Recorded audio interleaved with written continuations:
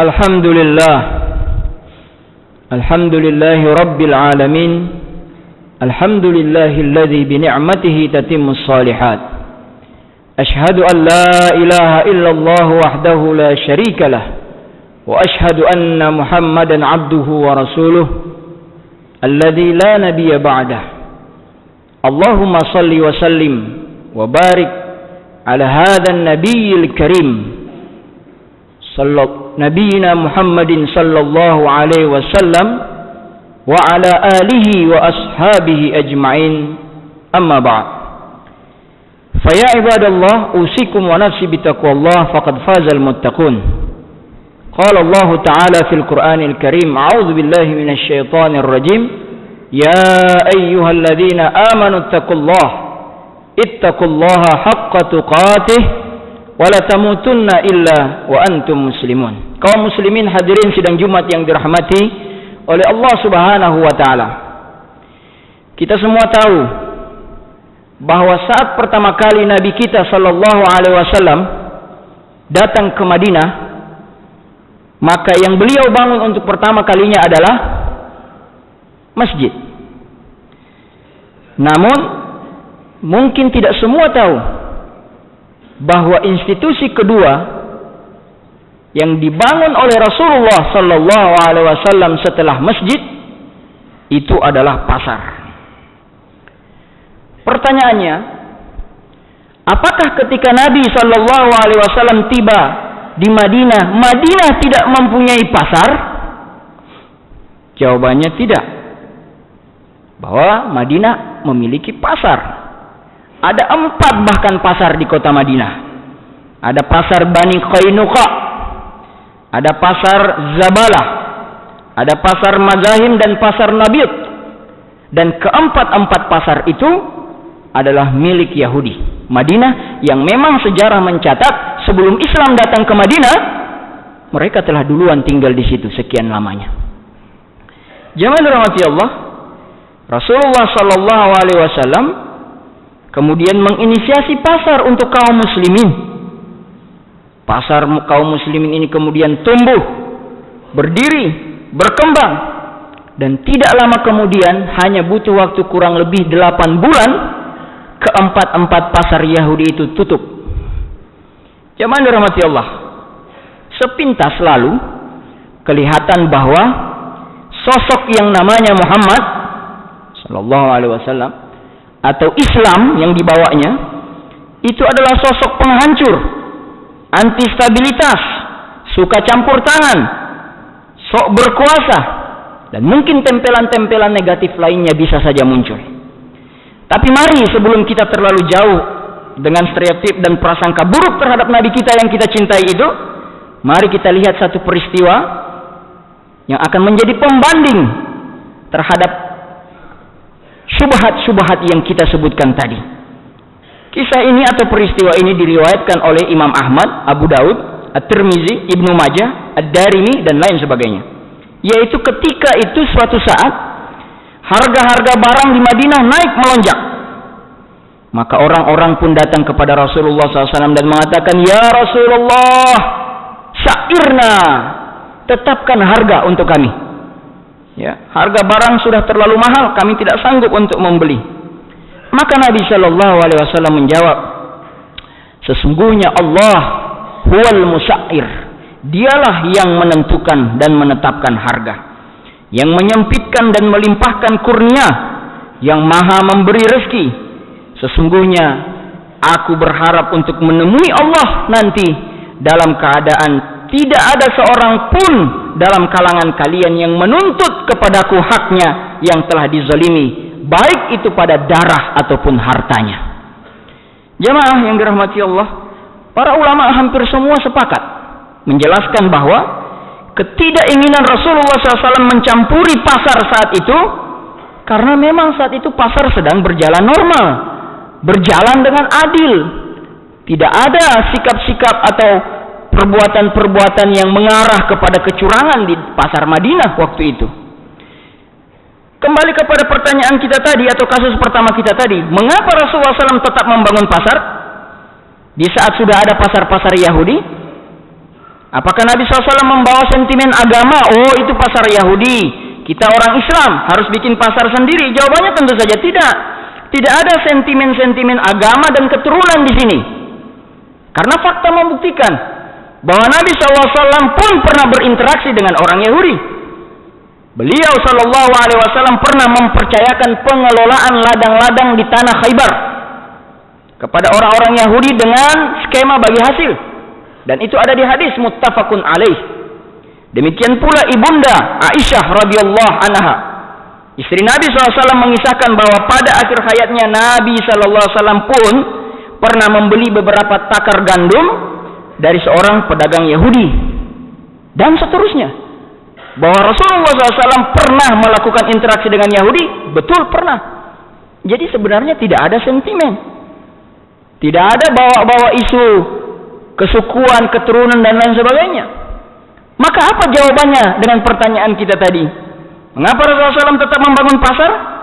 Jawabannya adalah karena pasar-pasar Yahudi saat itu mempraktekkan amalan-amalan riba dibarengi dengan tipuan, monopoli, dan semua itu tidak sesuai dengan prinsip-prinsip bisnis Islam yang diajarkan oleh Allah dan Rasulnya.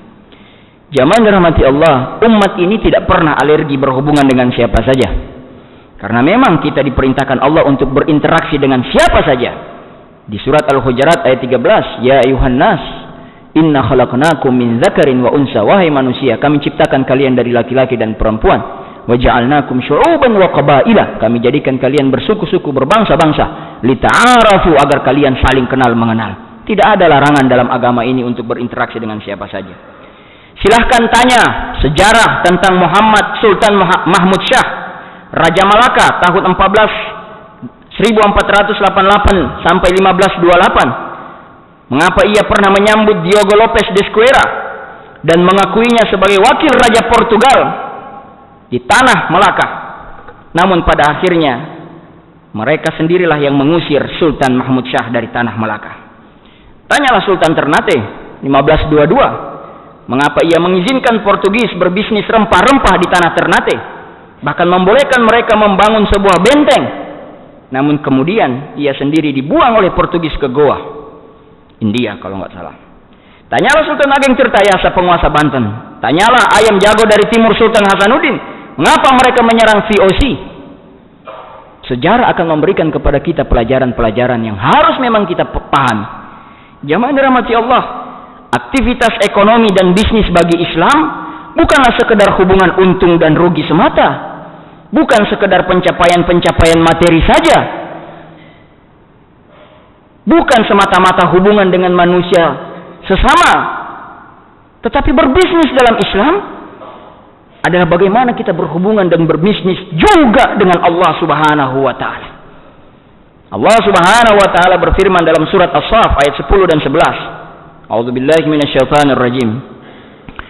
Ya ayyuhalladzina amanu hal adullukum ala tijarah. Wahai manusia, wahai orang-orang yang beriman, maukah aku tunjukkan kepada kalian satu perniagaan? Ala tijaratin tunjikum min adzabin alim. Perniagaan yang akan menyelamatkan kalian dari azab yang pedih. Tu'minuna billahi wa rasulihi wa tujahiduna fi sabilillah. Perniagaan yang aku maksud, wahai hamba-hambaku yang beriman, itu adalah kalian mengimani, beriman kepada Allah dan Rasulnya, dan kalian bersungguh-sungguh dalam membela agama ini. Tujahiduna fi sabilillah bi amwalikum wa anfusikum, dengan harta dan jiwa kalian. Zalikum khairul lakum, itu yang paling baik bagi kalian. In kuntum ta'lamun, kalau kalian mau paham, mau tahu. Jemaah yang dirahmati Allah Subhanahu wa taala, seorang muslim yang baik dalam membeli tidak sekedar memuaskan keinginannya, tetapi memperhatikan apa yang dia beli, apa yang dia makan. Seorang muslim yang baik dalam menjual, dia tidak sekedar mencari keuntungan dengan modal sekecil-kecilnya, untuk mencari keuntungan sebesar-besarnya, tetapi ia memperhatikan apa yang dijualnya dan bagaimana cara ia menjual. Umat ini adalah umat yang diberikan Allah Subhanahu wa taala keistimewaan sebagai izzah kehormatannya.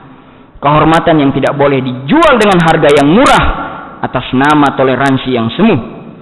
Kehormatan yang tidak boleh digadaikan hanya atas nama keuntungan bisnis duniawi. Kehormatan yang harus dihargai, dihormati oleh umat yang lain. Karena memang sejatinya umat ini berbisnis tidak hanya dengan manusia, tetapi ia berbisnis dengan Allah Subhanahu wa taala. Sebagaimana kita tutup khutbah kita dengan firman Allah Subhanahu wa taala di surat At-Taubah ayat 11. A'udzubillahi minasyaitonir rajim. Innallaha, sesungguhnya Allah, ishtara, telah membeli, minal mu'minina, dari orang-orang yang beriman itu, anfusahum, diri mereka, wa amwalahum, harta mereka, bi anna lahumul jannah, dan balasan bagi mereka berbisnis dengan Allah. Allah membeli jiwa dan harta orang-orang beriman, dan bayarannya yang diberikan oleh Allah, bi anna lahumul jannah, bagi mereka adalah surga yang kenikmatannya tidak pernah dilihat oleh mata, tidak pernah terdengar oleh telinga, bahkan tidak pernah terfikirkan oleh kepala kita.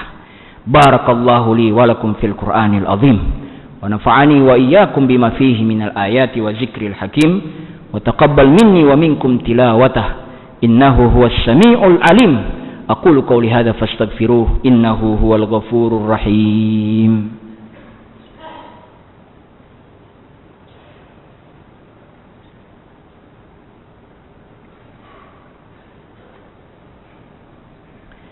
Alhamdulillah rabbil alamin.